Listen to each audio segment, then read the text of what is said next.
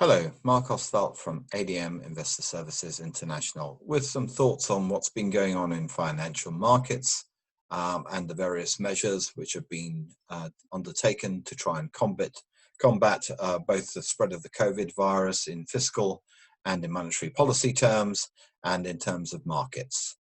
So my first chart this week is the US trade-weighted index, a dollar trade-weighted index. And as one can see, it's been a story of markets initially reacting to the narrowing of the US versus Germany 10-year spread, and indeed the other major currencies initially going down before having a massive spike as everyone realized that with the global trade shutting down, there was going to be a big dollar shortage in the economy internationally, particularly in terms of offshore dollars, and scrambling above all ahead of quarter end for dollars.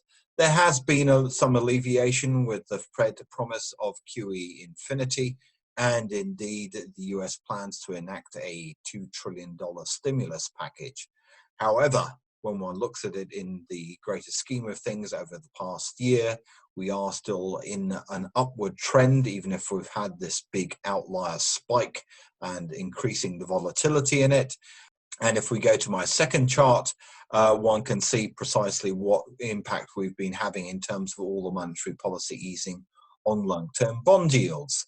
I've got the US 10-year and the German 10-year. Basically, one can see in terms of the German 10-year, yes, the ECB may have gone with its special QE program, alleviated some of the tensions in peripheral spreads, but in terms of the German 10-year yield, basically, we've not really been doing anything other than trading in a well-established range, whereas the US has been hitting new lows. We obviously hit a 28 basis point low on the US 10-year, and we're back at 75 now. I think in the longer run, there will be some upward pressure on the US 10-year and the US 30-year yields, i.e. curve steepening pressure from all this extra issuance. Mr. Mnuchin has obviously promised us a lot more 30-year issuance to fund this $2 trillion package. So in terms of what the Fed's actually done, how does that look in terms of alleviating US financial conditions?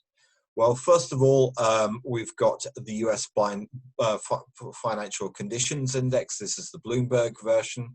As one can see, that white line is at extreme levels, obviously extremely tight levels, that means, in terms of financial conditions. And all the Fed's measures, which is the yellow line, which one can see, the Fed's balance sheet has expanded at an exponential rate to a new record of $5 trillion, has only alleviated US financial conditions a little.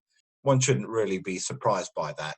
The fact of the matter is, whatever they do isn't going to change the perspective that we have no visibility on when we are going to reach a peak, both in Europe and indeed in North America, in terms of the spread. And only then can we expect to get some idea of when economies might be able to start to return to normal. And in the meantime, we're looking at the amount of damage that the various lockdowns and shutdowns and disruptions to economic activity are creating. So we come to my fourth chart. That's the S&P 500 versus the US high yield average credit spread. This is a chart which I use very often, as you know, and the two are still very closely correlated. And as one can see, there has been some tightening of the US credit spreads, but the S&P 500 and the S&P 500 has made some gains.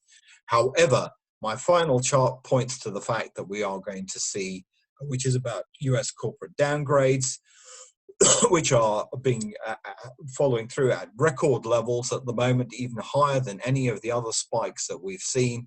And that basically means there's a lot of trouble in US corporate land ahead. Therefore, one shouldn't expect the S&P 500 improvement to be anything other than a quarter-end phenomenon.